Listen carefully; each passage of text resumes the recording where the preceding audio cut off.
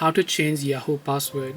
Hello everyone, welcome back to the channel. In this video we are going to learn how we can change our Yahoo account password, so make sure to watch the video till the end. Now I'm going to use the Yahoo Mail app to do this. I can open up Yahoo Mail and I'm signed into my account. Then tap the profile icon from the top left of the screen here, and after you have done that, just go to this option here known as Manage Accounts.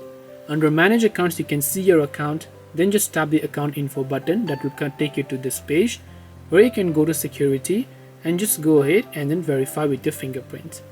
And after you have done that, you're gonna see all this where you can basically see password. Tap the change password button.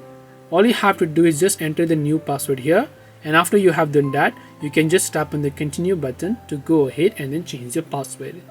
This way you can change a Yahoo password. Hope this video was helpful. If you have got any questions, feel free to leave them down. Thank you for watching till the end of this tutorial, and see you soon in the next video.